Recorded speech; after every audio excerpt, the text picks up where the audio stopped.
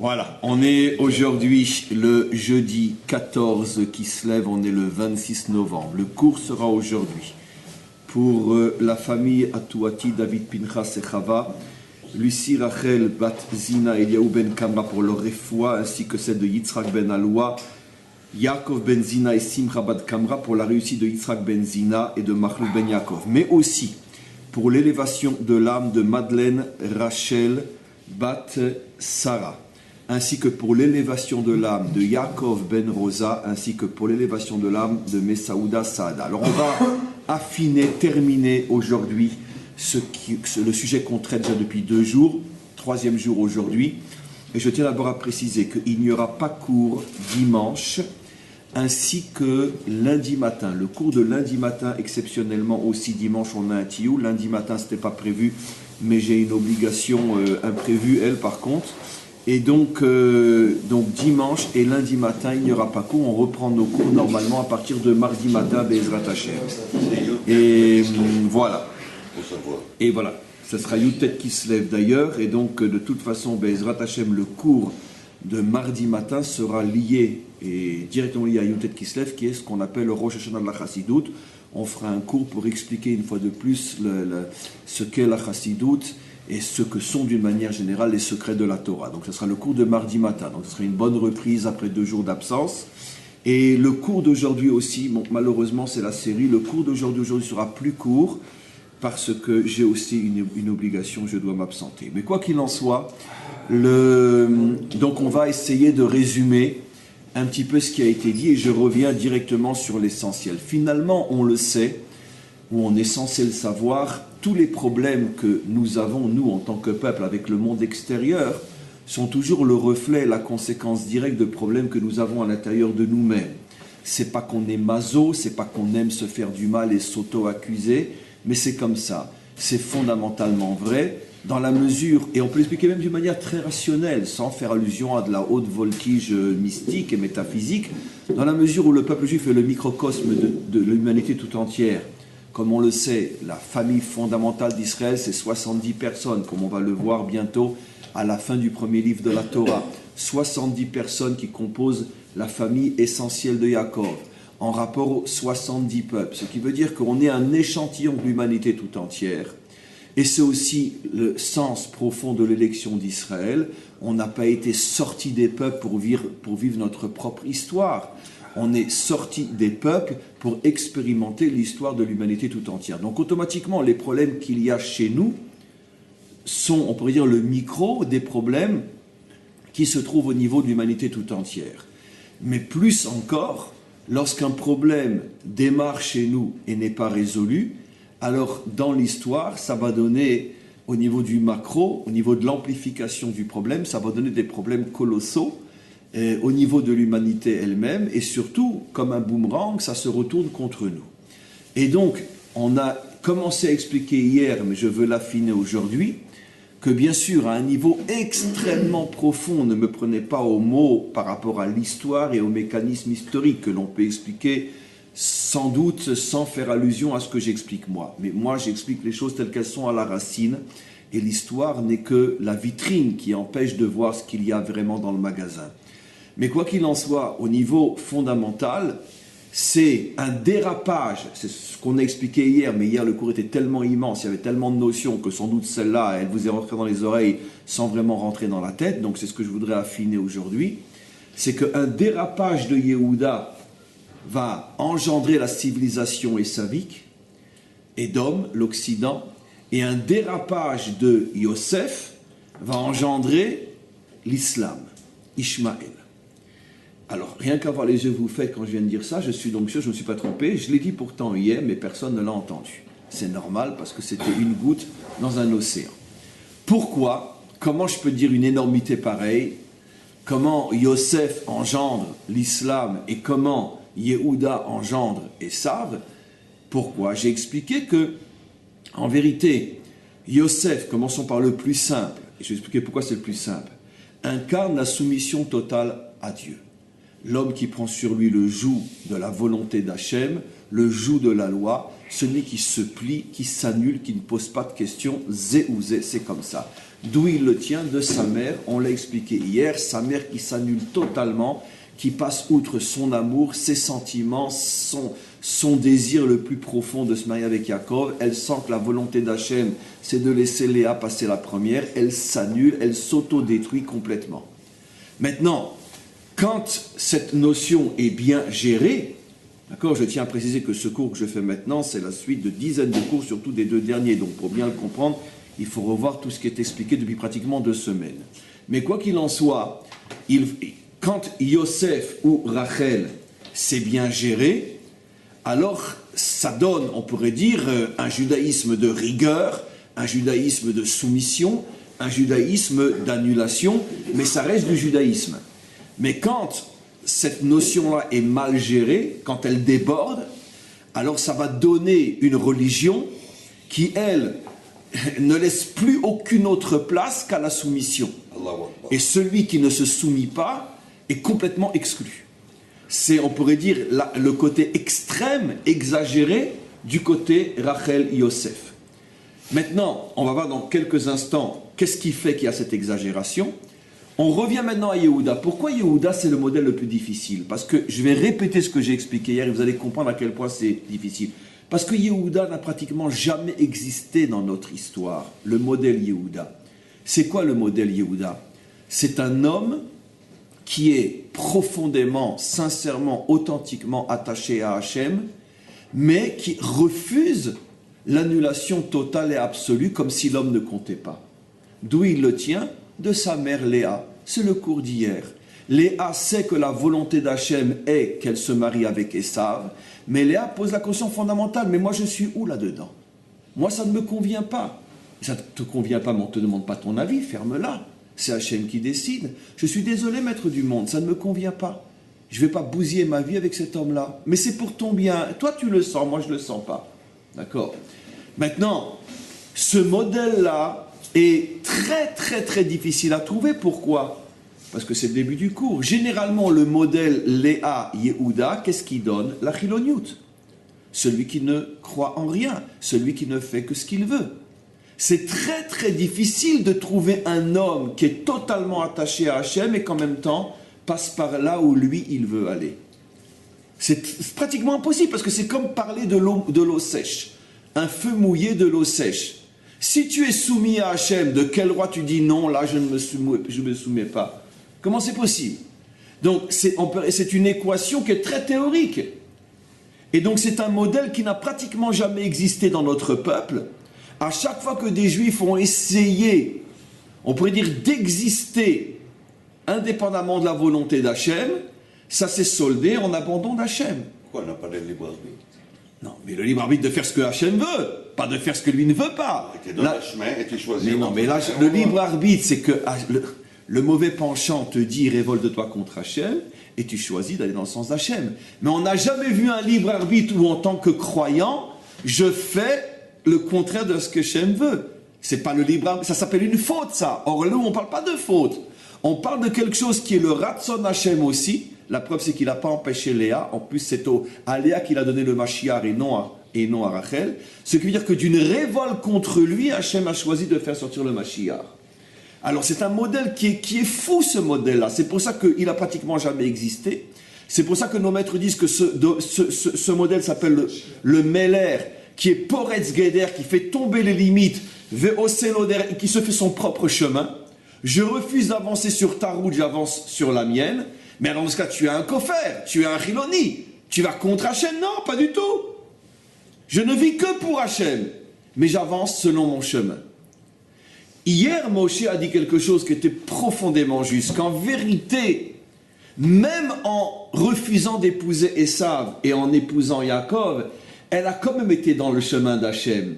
Parce que sauf kol sauf, elle, comme on le sait, Yaakov avait en vérité, d'une certaine manière, récupéré une certaine dimension ésavique en lui, les fameux habits.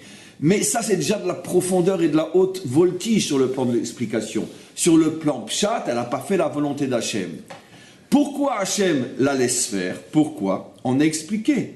Parce que Yehuda est le garde-fou de Yosef. Si on n'a que Yosef, ça devient une religion qui ne laisse plus de place à l'homme. Alors, qu'est-ce que vient faire Yehuda? Pourquoi Hachem aime Yehuda? Parce que Yehuda, il vient dire au monde religieux, mais où est l'homme? Où est l'homme? Et je crois avoir dit, je ne sais plus si c'est à vous, parce que c'est une notion que j'ai expliquée des centaines de fois dans des centaines de cours ce dernier mois, mais si vous voulez, Yosef, lui, c'est celui qui cherche Dieu, et Yehuda, il cherche l'homme. Yosef, lui, se fiche royalement de savoir si ça te fait plaisir, si tu comprends pas, si tu aimes pas. Tu es là pour te soumettre, tout pour Dieu. Et Yehuda est celui qui pose la question fondamentale, mais où est l'homme là-dedans? Où est l'homme? Et si moi ça ne me convient pas, si moi je sens que ça me tue, alors est-ce que je dois céder ou pas céder? Alors évidemment, on sent encore une fois le danger. Mais d'un autre côté, si j'ai pas Yehuda, Yosef est un danger encore plus grand. Je vous pose la question, quel est le plus grand danger pour l'homme? L'athéisme ou l'islam radical? À mon sens, l'islam radical. Pourquoi? Parce que l'athéisme, c'est vrai qu'il amène aussi à la disparition du monde, mais c'est une mort douce. En ce sens que, bon, l'homme se détruit lui-même, mais il ne fait de mal à personne. Il se bousille. La drogue, l'alcool, les femmes, trucs, la permission à outrance, qu'est-ce que t'en crèves? Très bien. Mais il n'y a pas de cruauté, il n'y a pas de méchanceté, c'est de l'auto-suicide. Le résultat est le même, dans les deux cas on fait le Kaddish sur le monde. Mais il y a au moins, on pourrait dire, l'avantage que dans la destruction liée à la civilisation essavique, au moins il n'y a pas toute la méchanceté, la cruauté, la monstruosité de vouloir détruire tout ce qui n'est pas comme moi, qui provient, on pourrait dire, d'une destruction morale inimaginable qu'on ne trouve pas chez Esav. Bien qu'historiquement, ce serait l'inverse qui se soit passé. Oui. Oui, je comprends ce que vous voulez dire, mais on va, justement, c'est la partie de mon cours aujourd'hui. Vous n'imaginez pas à quel point vous avez posé la question qui est tout mon cours aujourd'hui, justement. On va voir dans quelques instants. Tandis que l'islam radical, qui refuse le droit à l'homme d'exister, il n'y en a que pour Allah, d'accord? Lui aussi, il amène le monde à sa destruction, ni plus ni moins que Esav. Mais d'un autre côté, ça s'accompagne d'une telle méchanceté, d'une telle cruauté, d'une telle monstruosité, qu'entre les deux morts, si tu demandes à quelqu'un, tu préfères mourir comment? De vieillesse ou de maladie grave? Dans les deux cas, le résultat est le même. Mais si déjà mourir, je préfère mourir d'une mort douce, pas d'une mort cruelle. Et donc c'est la même chose. On pourrait dire que Esav, on pourrait dire c'est une mort par usure. Le monde, à force d'avoir tout essayé, tout est permis, et bon, le monde va mourir d'usure. Tandis que l'islam radical, c'est un cancer qui fait très très très mal et qui te fait souffrir jusqu'à la mort. Et donc c'est pas tout à fait la même chose. C'est pour ça que Yehuda, lui, nous protège des excès de Yosef. Le problème c'est que ce bouclier qui est Yehuda est tellement difficile à trouver, parce qu'à chaque fois qu'un juif croyant a essayé de donner de la place à l'homme, ça a terminé à un homme sans Dieu. Le premier dans notre histoire contemporaine qui a essayé de voir où se situe l'homme dans ce grand schéma qui est la volonté d'Hachem, l'un d'entre eux était Mendelssohn. Qu'est-ce qu'a donné Mendelssohn? La réforme et le judaïsme libéral, où 90% de ceux qui prient dans une synagogue libérale aujourd'hui ne sont pas juifs. Et donc ça a donné quoi? La disparition du judaïsme. Et donc automatiquement, lui, je pense qu'il était sincère au départ. Lui, c'était un juif pratiquant, religieux. Et on pouvait manger chez lui sans aucun problème. Mais à partir du moment où il a essayé de voir, et c'était normal, c'était un juif donc d'Europe de l'Ouest, qui voyait le judaïsme d'Europe de l'Est comme un judaïsme étouffant, qui ne laisse pas de place à l'homme. Il a essayé de moderniser le judaïsme. Qu'est-ce qui s'est passé? Hop, ça lui a échappé. Donc, il y en a qu'un qui va vraiment réussir, c'est Mashiach. Mashiach va réussir à donner de la place à l'homme sans que l'homme tourne le dos à Hachem. Mais comme on n'a pas de modèle autour de nous, même ici aujourd'hui, essayez de trouver aujourd'hui dans notre pays quelqu'un, je parle d'un grand, d'un vrai, qui serait ce modèle messianique dans le sens David du terme. Moi, j'en connais pas personnellement. Je connais ou des juifs à la limite de la cacheroute, ou des juifs hyper orthodoxes, mais des juifs qui vraiment sont, on pourrait dire, 2000% halakha et en même temps 2000% des humains, c'est très rare. Parce que c'est le modèle messianique qu'on attend. Et ce modèle messianique qu'on attend, je parle d'un gadol au niveau individuel, il y en a plein, moi j'en suis un, vous en êtes un, etc. Mais un gadol, un modèle qui est un phare pour Israël, qui soit un homme, mais en même temps attaché à Hachem, c'est très rare. Pratiquement tous les modèles au niveau des gdolim qu'on a devant les yeux, c'est plutôt des gens soumis à Hachem. Dans le bon sens du terme, je ne critique pas qu'à Dieu ne plaise, mais soumis à Hachem, soumis à sa volonté.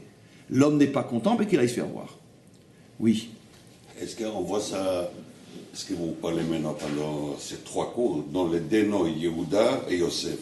Yosef, si on joue avec les lettres, c'est Sophie. La halakha. C'est comme ça, c'est fini, ça y est, point. Yehuda, si on lève les dalets, il reste Havaya. Havaya, c'est l'être humain lui-même. Non, Havaya, c'est plutôt le nom de Dieu. Non, oui, mais on est mais l'existence. Havaya, c'est l'OV, ce qu'on vit maintenant. C'est l'homme comme il vit maintenant. C'est pour ça d'ailleurs, il a dit Nitzchuni Banai. Il préfère les Bediavad qu'elle me l'a.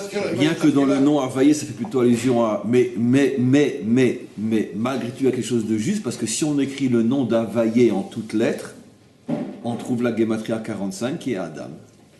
Ça veut dire que quand tu es explicite le nom divin, Yud Ke Vav Ke en toutes lettres, Yud Vav Dalet He Alef Vav Alef Vav, etc. en toutes lettres, tu trouves Gematria 45, Gematria Adam. Donc, c'est vrai que d'une certaine manière, une bonne relation avec Dieu, telle que Yehuda nous l'enseigne, n'empêche pas à l'homme d'exister.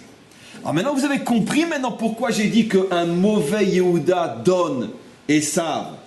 Parce que le mauvais Yehuda, s'il n'y a que pour l'homme, ça va donner la situation occidentale. Pourquoi le mauvais Yosef donne l'islam radical? Parce que tu te soumets, il n'y a plus de place pour l'homme. Et donc maintenant, qu'est-ce qui va se passer? Comment ces deux civilisations apparaissent dans le monde?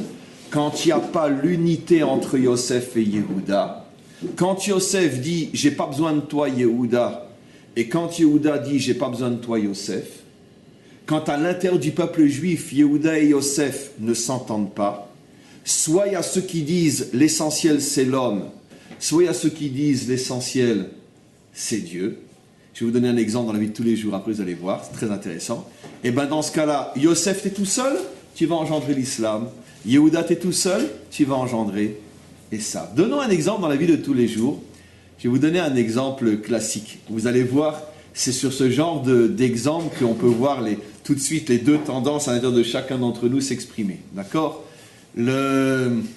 Imaginez un enfant, enfin un fils, je vais donner un ou deux exemples d'un certain âge déjà, etc. Il fait teshuva, il revient au judaïsme, mais ses parents ne sont pas religieux du tout. D'accord? Il dit à ses parents, bah, écoutez, je suis désolé, moi je ne peux plus manger chez vous. Je ne mange pas chez vous. Alors là, tu t'imagines la peine qu'ont les parents. D'accord? Attends, mon fils, je comprends pas, mais tu es notre chair. Je ne peux pas manger chez vous, désolé. Donc là, on a un conflit clair entre la volonté d'Hachem et l'humain. Parce que tu fais de la peine à tes parents.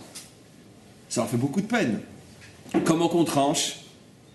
Alors, l'extrême Yehuda va dire, comment je ne comprends pas, la religion ne peut quand même pas aller contre quoi? La religion, elle demande de faire du mal à ses parents. C'est ça la religion des Juifs? Combien de fois on va l'entendre dans la rue, ça? Combien de fois on va l'entendre? C'est l'extrême Yehuda qui parle. Quoi? C'est ça la religion?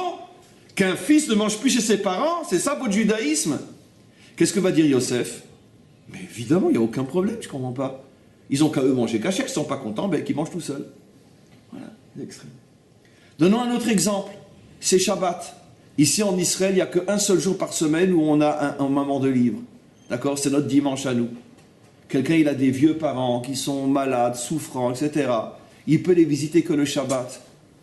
Toute la semaine, la mère, elle dit, alors mon fils, quand tu viens me voir, mon fils, je sais pas, j'ai pas encore beaucoup de temps devant moi, quand tu viens me voir. Maman, je travaille toute la semaine, mais viens me voir samedi, viens me voir Shabbat. Et là, pendant des mois, des années, le fils allait voir sa mère. Enfin, des années, parce que des mois, il a ça. Tout d'un coup, il fait teshuva. Il dit, maman, je suis désolé, je ne peux plus venir te voir le Shabbat, je ne peux pas prendre la voiture. Enfin, mon fils, tu ne vas pas me laisser mourir toute seule quand même. Quand c'est que je te vois, la semaine tu travailles, le Shabbat, tu ne prends pas la voiture. Mais c'est cruel, quoi. Qui c'est qui a dit ça? C'est ton rabbin? Je ne peux pas croire, non, c'est pas possible. Mais c'est quoi cette religion? Quoi, ta religion, elle te demande d'abandonner ta mère? Qu'est-ce que tu fais? Je sais bien le jouer, hein. Mais c'est ça le conflit Yehuda Yosef. Sur le vécu. Alors, mais ça c'est des choses qu'on vit tous les jours on vit ça. Tous les jours. Vous imaginez, vous avez un grand ami, quelqu'un que vous aimez, que vous respectez, etc. Un grand ami. Bon, ça arrive une fois comme ça, je ne sais pas comment ça arrive, vous êtes... C'était pas prévu, vous vous retrouvez chez lui. Il vous a préparé un repas de roi. C'est cachère, mais disons que ce n'est pas votre niveau de cacheroute. Qu'est-ce que vous allez lui dire? Ça fait 5 heures à la cuisine, la bonne femme. Je lui dis, écoutez, je suis désolé, moi je mange glad cachère, je prends pas de chalav nochi, troumot et maasrot. Je veux dire, comment tu fais? Alors c'est le conflit qu'on a constamment. Constamment on a ce genre de conflit. D'accord? Mais donnons un autre maintenant à une autre échelle. Vous allez voir que le conflit Yehuda Yosef, il est dans les moindres détails de la vie. Sur le plan politique. D'accord? D'un côté, la terre d'Israël est à nous. La Judée et la Samarie est plus encore à nous que Tel Aviv. Tel Aviv, c'est cité une fois dans la Torah. On ne sait même pas si c'était à nous, Tel Aviv. Judée et Samarie, on ne parle que de ça. D'accord? Donc ça, c'est la halakha. Mais d'un autre côté, les guerres, les morts, la souffrance, les mutilés, les infirmes, les blessés. Il y a le côté humain. Il y a le côté halakha. Et c'est l'un des fondements de toutes les marloquettes qu'il y a dans ce pays. Qu'est-ce que la gauche, dans le bon sens du terme, reprochera à la droite religieuse? Torah. Mais pensez un peu à nos enfants. Torah. Et qu'est-ce que la droite religieuse va répondre aux autres, d'accord? Ils vont répondre à Occident. Humanisme. Avec humanisme, ça fait longtemps qu'il n'y aurait plus de juifs sur Terre. Heureusement qu'on est là, sinon où serait notre peuple? Où sont tous les humanismes? Où ils sont aujourd'hui? Ils ont disparu. Et donc, les deux ont raison. Comment tu tranches? Alors, c'est très difficile. Et ça a commencé quand, ce problème-là? Avec Yehuda et Yosef. Maintenant, je reviens sur cette fameuse phrase que j'ai expliquée hier dans le cours en hébreu, hier soir. Je ne l'ai jamais expliqué avant. Yehuda dit à Yosef, Amalor timlor, allez-nous, im mashol timshol banu. La traduction, comme vous le savez, sous prétexte que j'accepte que tu sois un Moshel, je vais accepter aussi que tu sois un roi. Tu es Moshel, tzaddik, tu n'es pas Meler. Si vous regardez la deuxième partie du verset, im mashol timshol, sous prétexte que tu es un Moshel, tu veux être aussi un roi, im mashol timshol, rachetevot emet. Emet. Ça veut dire deux choses. C'est incroyable. Yehuda dit à Yosef, Emet, c'est vrai, tu es Moshel. Tu es tzaddik, tzaddik Moshel. Mais Meler, tu n'es pas. Mais ça veut aussi nous apprendre la chose suivante. C'est quoi Midata Emet? C'est quoi la définition du Emet dans le Talmud? Non, Emet dans le sens... Moshe Emet vetorato Emet. C'est le contraire de la Pshara. On avait vu ça dans Sanhedrin. Emet...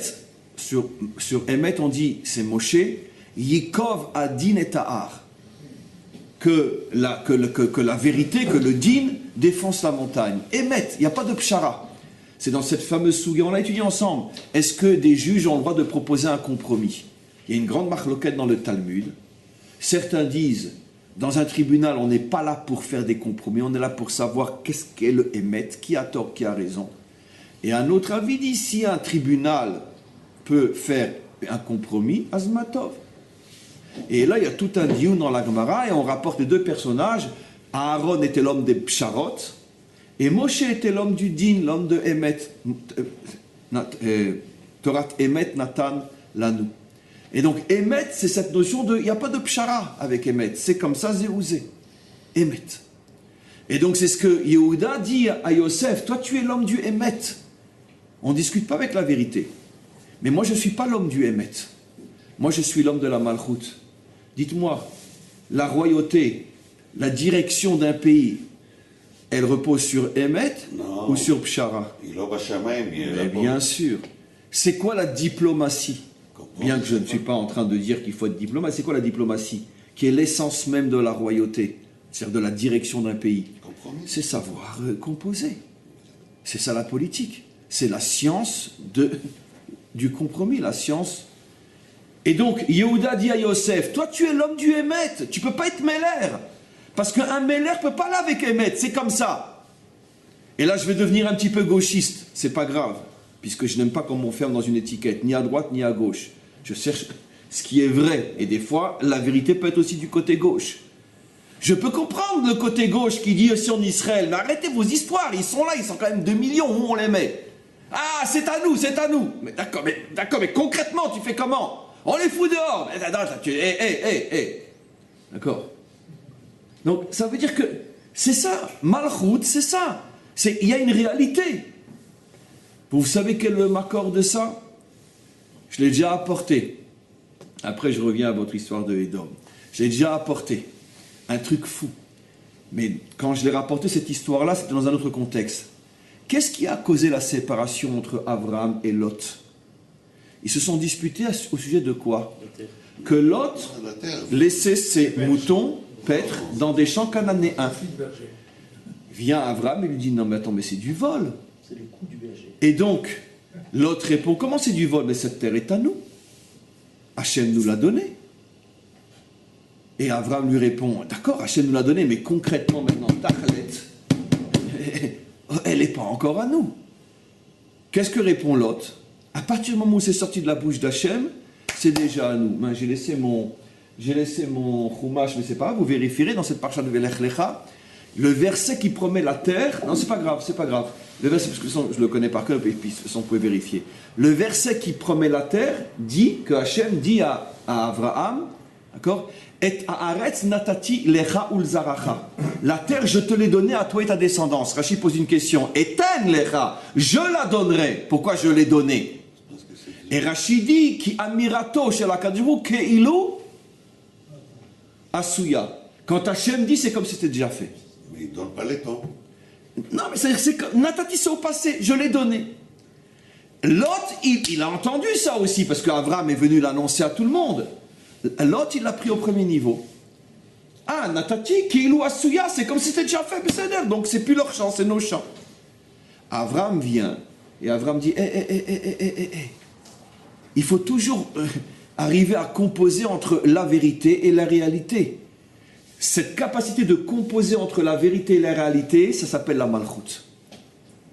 C'est pour ça que la halakha, elle est toujours du côté de la malchut. Je vous ai déjà expliqué, ça, il me faudrait qu'Hachem me donne une autre vie pour le faire, ça fait partie de mes rêves que je réaliserai jamais. J'avais un rêve dans ma vie, c'est de reprendre tout le chasse et de montrer que toutes les marloquettes dans le chasse sont en vérité une marloquette toujours entre Yesod et Malchut, entre Yosef et Yehuda. Et la halakha est toujours comme Malchut, tout le temps. C'est quoi Malchut? C'est celui qui tient compte, malgré la vérité, de la réalité. Hillel, Shammai, c'est plus facile à voir. Shammai, vérité. Nekuda, c'est comme ça. Hillel vient et dit, Besséder. C'est vrai que ce candidat à la conversion, il t'a demandé quelque chose d'idiot. Il a dit, je veux me convertir si je peux devenir Kohen Gadol. D'accord? C'est cette histoire-là. Shammai, il l'a mis dehors. Et qu'est-ce que fait Hillel? Il l'a pris, il en a fait son Talmud et il l'a amené à comprendre par lui-même qu'il ne pourrait pas devenir Kohen Gadol. Mais ça lui a pris du temps et des énergies, etc. Et qu'est-ce qu'il veut montrer, Hillel? C'est que il y a la vérité, mais il y a la réalité. On vit dans un monde de gens tordus. Alors quoi? Alors, tu ne veux pas les tordus, tu ne veux pas le monde. C'est comme ça. Donc il faut savoir composer avec le monde tordu. Ça, c'est Malchut. Et en vérité, toutes les machlokot qu'il y a dans le Talmud, Abaye, Rava, Rabbi Yochanan Resh Lakish, etc., c'est toujours un aspect voit vérité, et l'autre aspect voit réalité. Et la halakha, c'est celui qui tiendra le plus compte des deux. C'est-à-dire que je ne laisse pas la vérité escamoter la réalité, je ne laisse pas la réalité chasser la vérité, je trouve la pshara, c'est-à-dire, je suis un diplomate. Comment concilier à la fois vérité, et là, ça c'est Malchut. Et ça, c'est pas donné à l'homme, c'est donné à la femme. C'est pour ça que la Malchut est féminine. Exactement. Bravo, c'est pour ça que la Malchut est féminine. C'est pour ça qu'on dit que David Améler ou le Mashiach est féminin, dans le sens de son esprit. Parce que justement, Dafka, c'est la dimension féminine aussi. La dimension féminine, c'est l'art justement de savoir composer. La vie d'avoir méthode d'avoir, elle est réalisée. Non, bien sûr, parce qu'elle est au niveau de la réalisation. Donc on comprend maintenant quel était le conflit entre Yehuda et Yosef. Yehuda dit à Yosef, tu te prends pour un roi, mais t'es fou. Si toi tu es roi, tu avais le monde de la catastrophe. D'accord? C'est pour ça que les Kohanim ne pouvaient pas être rois. On a quelques jours de Hanouka. Pourquoi? Parce que les Kohanim incarnent le monde spirituel. Le monde spirituel ne peut pas s'incarner dans la royauté. C'est pour ça que la pire des choses qui pourrait nous arriver dans ce pays, c'est que les Haridim prennent le pouvoir. Ça serait la fin du monde, la fin du peuple juif.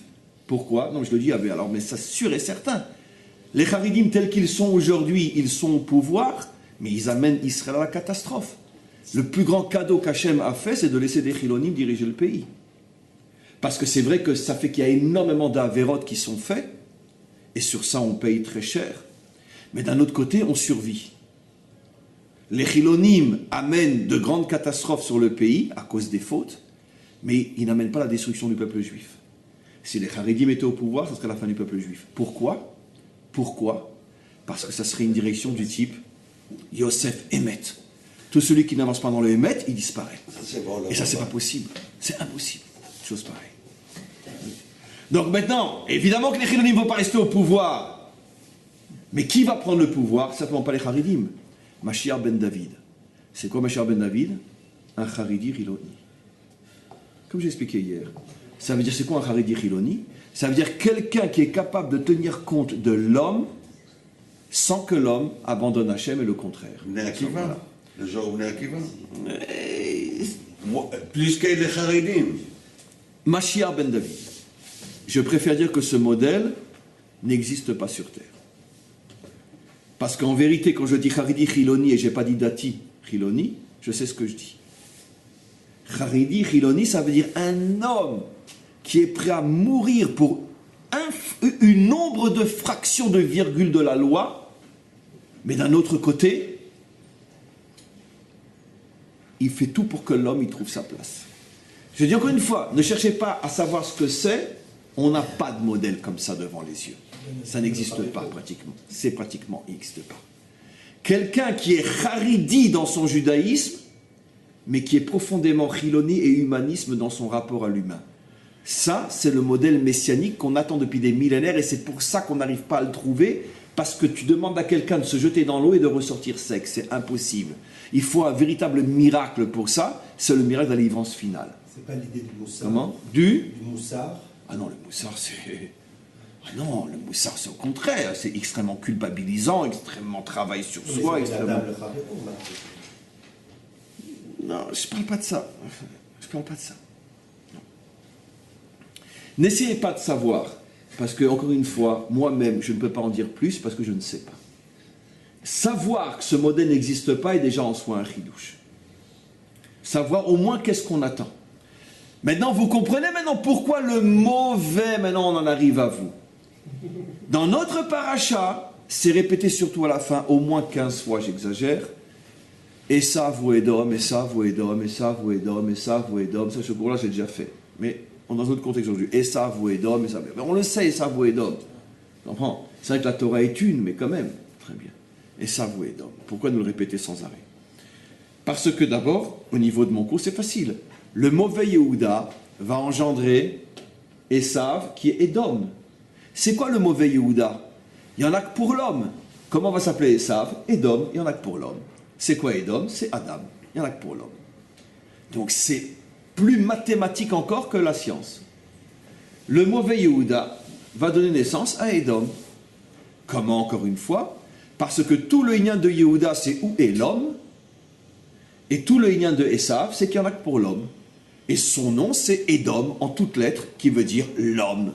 Un point, c'est tout. Où est Dieu? Il est mort. Il n'y en a plus. Edom. Mais le bon côté, il donne aussi Edom, Edom et la Elion. Encore une fois. Mais avec les mots, si on joue avec les mots. Mais encore une fois. Ça, c'est le bon côté. Ça, c'est Esav. Esav ou Edom. Maintenant, il y a Yosef va donner Ishmaël. Mais le nom d'Ishmaël, c'est un nom extraordinaire. Ishmaël. Dieu m'entend. C'est intéressant que Edom a un nom qui ne fait absolument pas référence à Dieu, même au niveau de sa valeur numérique. S'il s'était appelé Adam, Adam, c'est la valeur numérique 45 de Dieu en toutes lettres. Mais Edom, il y a un vav. Quelle est la valeur numérique de Edom? 50. 51. 51. Il n'y a aucune valeur numérique de Dieu qui a 51. Il y en a une, c'est 52, mais pas 51. Le Shemban. 52. Ça veut dire qu'en vérité, c'est bien ce qu'on veut nous faire comprendre. Lui, il a déformé la dimension Adam, il l'a déconnecté complètement de toute référence au divin, car il n'y a aucun nom divin qui a pour valeur numérique 51. C'est ou 72, selon comment qu'on écrit, ou 45, qui est le nom le plus connu, Adam, ou 52, mais il n'y a aucune valeur numérique qui correspond à une manière d'écrire Dieu qui donnerait 51. Donc il n'y a plus de traces de Dieu dans Édom. C'est fini.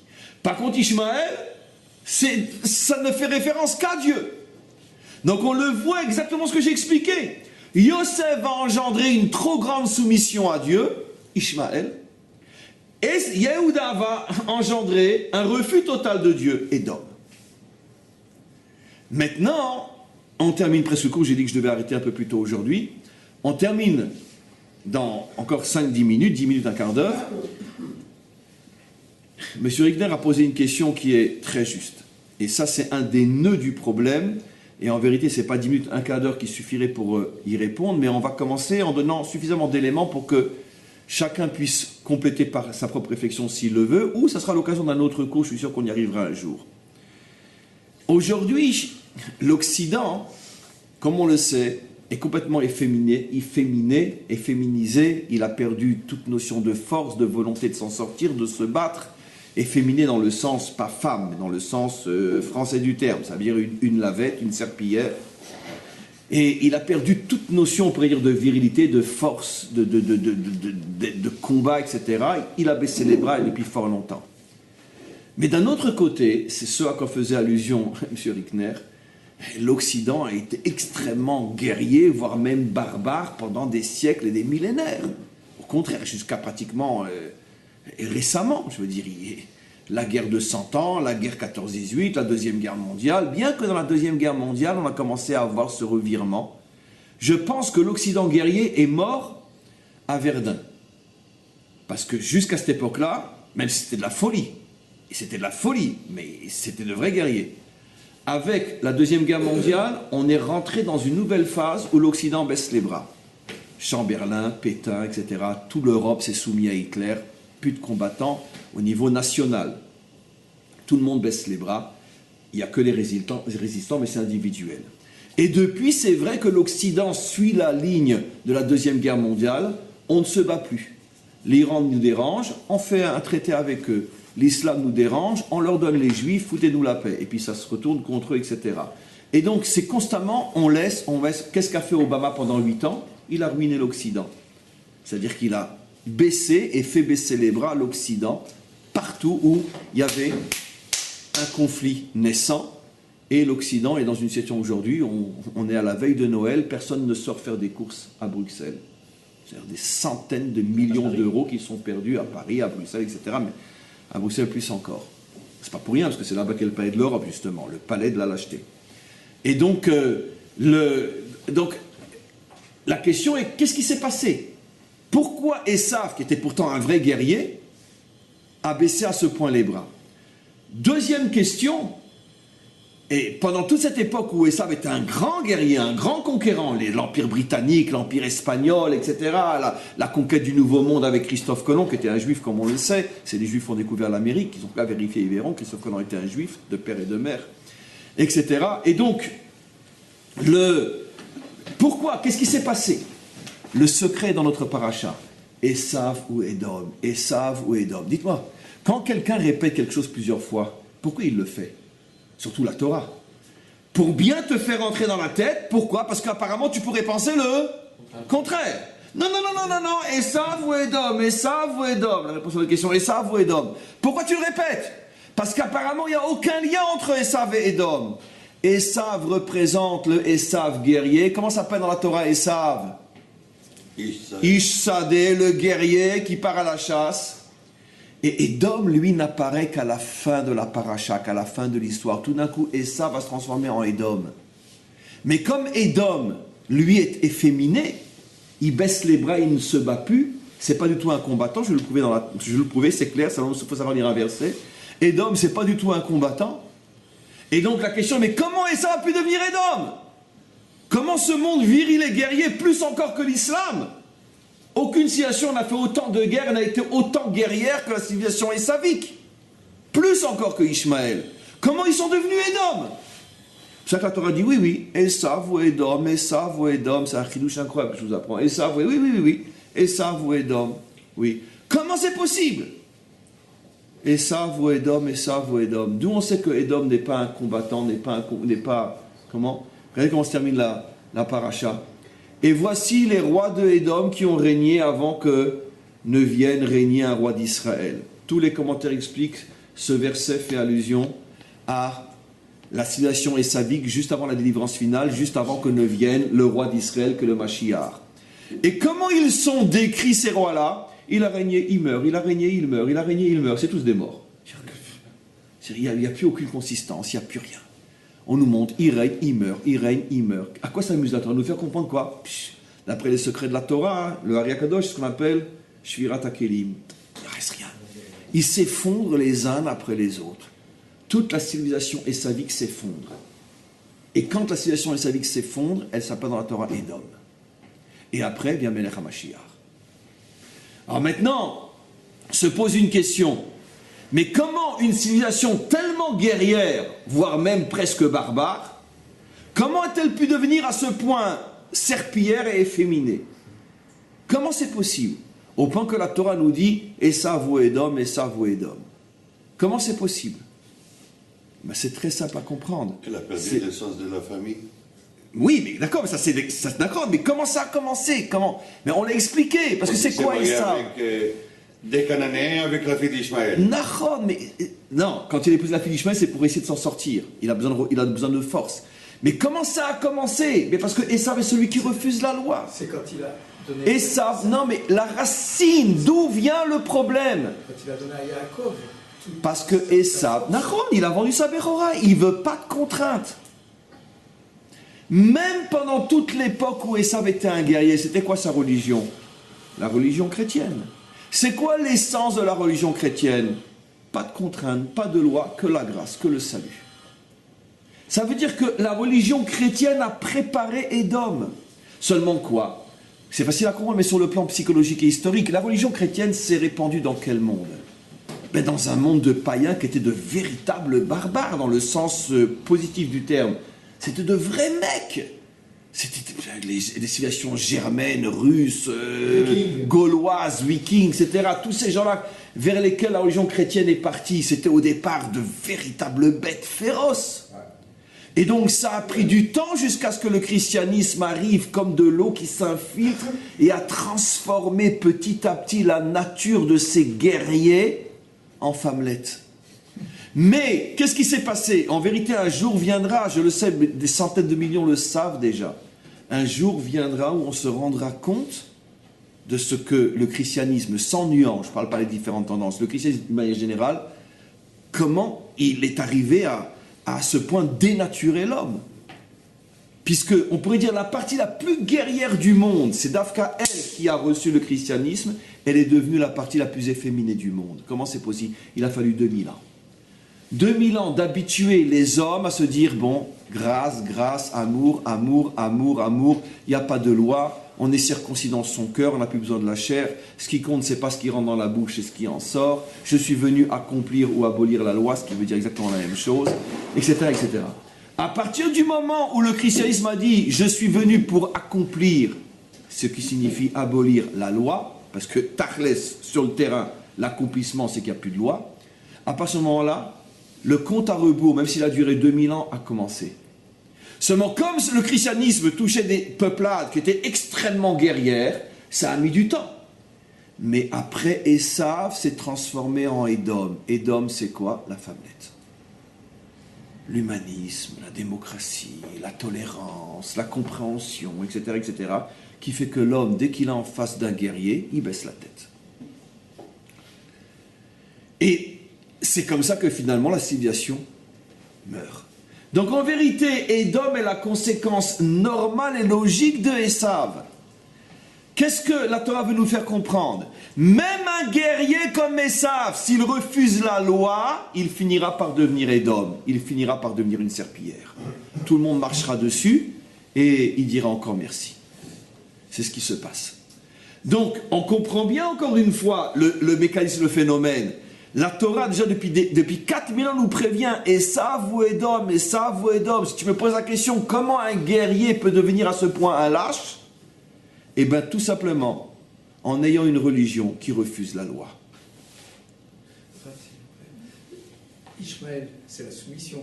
Oui, c'est tout le contraire de Edom. C'est pour ça que ce sont des guerriers. C'est la soumission. Mais pourquoi un guerrier? Puisque Akadosh Baruch Hu demande de ne pas tuer, par exemple. Comment? Mais ils sont pas juifs. Ils ne se soumettent pas à Akadosh Baruch Hu. On dit Akadosh Mais Baruch c'est Hu. d'après leur vision à eux, oui, puisque dans leur vision à eux, c'est marqué que Dieu demande de tuer les infidèles. Et ils lisent pas la Torah, ils lisent le Coran. Dans leur religion à eux, évidemment qu'ils accomplissent la volonté de Dieu, puisque c'est marqué clairement qu'il faut tuer les infidèles. Donc, ils accomplissent la volonté de Dieu. Mais ce que nous, on a expliqué dans ce cours, c'est que la racine se trouve justement dans un charidisme extrémiste chez nous, qui ne laisse pas l'homme s'affirmer et s'exprimer. Et comme le peuple juif est la racine de tous les mécanismes historiques, cette boule de neige chez nous qui n'est pas mortelle va donner l'avalanche de l'islam radical qui, lui, est mortel. C'est comme ça que ça vient. Vous comprenez? Donc, maintenant, j'ai presque terminé. On comprend pourquoi la Torah parle surtout du modèle Yosef. On comprend pourquoi la Torah parle très peu du modèle Yehuda. Parce que le modèle Yosef, c'est le modèle le plus facile. C'est le monde orthodoxe, celle qu'il a toujours été dans notre peuple. Ça veut dire la majorité des juifs Shomer Torah ou Mitzvot. Et pourquoi la Torah ne présente pas un modèle Yehuda? Parce qu'il n'existe pas ce modèle-là. On ne le trouve pas. C'est le plus difficile. Oui, Nathan. C'est pour ça, maintenant on arrive à comprendre pourquoi il a dit les Baal Tourim, Ishmael et Naakatam Shel. Parce que c'est au futur. Ishmael, c'est pas maintenant qu'il est au chômeur, c'est Ishmael. Baruch, à la fin, justement. À la fin, les choses vont être comme ça. Oui. On signale sur le chat qu'il y a un chef d'Édom qui s'appelle Oholibama. Ah, Oholibama, c'est une femme. Oui. Oui, elle est connue celle-là. Oui, bien sûr, je n'ai pas fait le rapprochement, j'étais ailleurs, mais bien sûr. Elle est très très connue celle-là. Un des noms de Edom, dans son nom, il y a en toutes lettres Obama. Oui, mais regardez la parcha, vous verrez. Voilà. Et c'est tellement vrai que c'est celui qui a vraiment mis à mort Edom. Enfin, c'est celui qui a terminé le travail d'autodestruction de Edom. Parce qu'après Obama, c'est fini, il n'y a plus d'Occident. Et donc c'est incroyable comment tout est déjà prévu et marqué. Donc, qu'est-ce qu'il y a? Donc maintenant, je reviens et je termine. C'est quoi ce mariage d'Esav vers Ishmaël? C'est ce qu'on voit sous les yeux. À partir du moment où Esav se rend compte que sa religion l'a détruit, qu'est-ce qu'il fait? Il a besoin de rigueur, il a besoin de loi. Automatiquement, vers qui il va? Qui est le modèle au niveau quantitatif? Qui est le modèle de la loi et de la soumission à la loi aujourd'hui? L'islam. Certainement pas les juifs. Parce que les juifs, ils sont plutôt à Hollywood qu'ailleurs.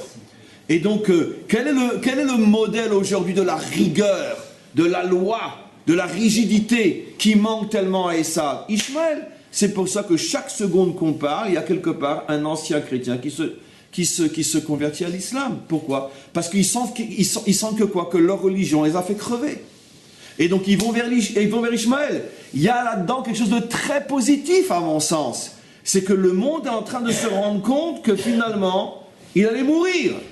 Et donc que finalement, sans le savoir, c'est quoi le cri de désespoir, en même temps le cri d'appel de Esav? Redonnez-moi ma vraie nature, nous sommes au départ des guerriers, nous aussi. Mais en vérité, Ishmaël ne va pas arranger Esav. Pourquoi? Parce que Ishmaël lui aussi est une extrême. Et donc finalement, tu veux mourir de quelle manière? D'usure ou de maladie? Dans les deux cas, tu meurs. Donc qu'est-ce qui va se passer? La troisième phase, c'est celle que je vous dis maintenant, mais qui est encore une prophétie. Ça veut dire, dans le sens, pas de moi, mais dans le sens, qu'est-ce qui va se passer? Le monde occidental est en train de se rendre compte que n'ayant plus de loi, il s'autodétruit. Il cherche une vie rigoureuse, il va vers Ishmaël.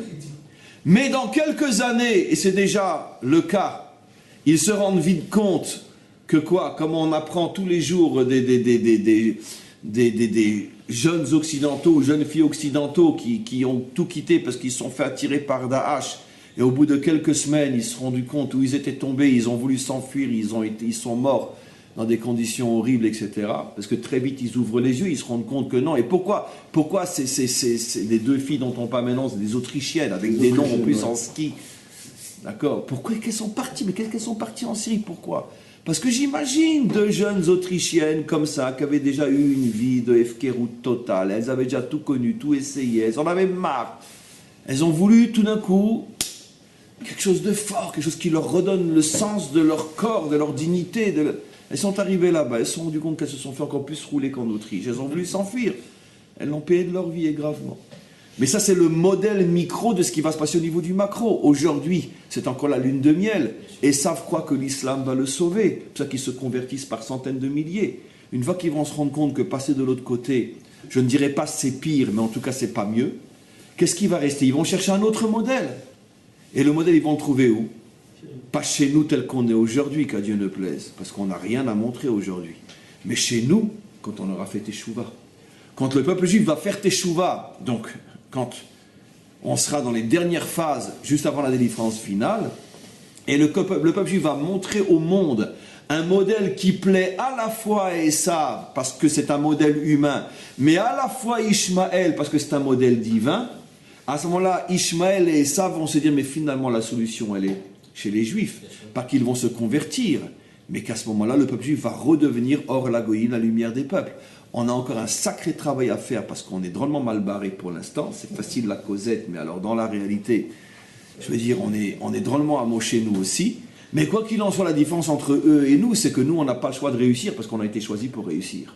Donc on finira par réussir. Et à ce moment-là, on pourra présenter un modèle qui est la réconciliation entre l'islam et le christianisme, qui est la réconciliation entre Esav et Yehuda, et ça sera la délivrance du monde. Rav, mais Edom, il essaie de se révolter maintenant. Parce qu'on va voir Poutine maintenant. Lui, il ne veut pas être Esav. Mais justement, non, il veut redevenir Esav, justement. Mais justement, mais vous ne savez pas à quel point c'est incroyable. Le monde occidental de l'Ouest se réveille en se convertissant à l'islam. Le monde occidental de l'Est se réveille en restant Esav, mais de la manière dure. En fait, ils cherchent tous la même chose. Mais c'est incroyable, c'est à pleurer de joie de voir comment les choses sont claires. En vérité, le monde esavique dans son ensemble essaye de quoi? De redevenir viril. Seulement les uns par la conversion et les autres par du poutinage. Mais en vérité, c'est le même cri au secours. Sauvez-nous de la chrétienté, sauvez-nous de la religion de l'amour. Sauvez-nous. Parce qu'on ne peut pas vivre uniquement d'amour et d'eau fraîche. C'est impossible. On a besoin d'être musclé, parce que ce monde est un monde de malades mentaux. Et ce n'est pas avec des fleurs et des Woodstock que tu vas changer le monde. C'est impossible. Et donc on voit effectivement, il y a ce réveil. Mais ce réveil, c'est un des signes de la délivrance finale. Le fait que Esav crie au secours, et bien sûr c'est Ishmaël qui en profite, mais le fait que Esav crie au secours, c'est la preuve que ça y est, on est arrivé à la fin, ça y est. C'est encore une des preuves extraordinaires que ça y est, on touche la fin. On s'arrête là pour aujourd'hui. Un très bon Shabbat. Je répète, il n'y a pas cours demain, il n'y a pas cours lundi, il n'y a pas cours dimanche matin, il n'y a pas cours lundi matin non plus. Et un très très bon Shabbat.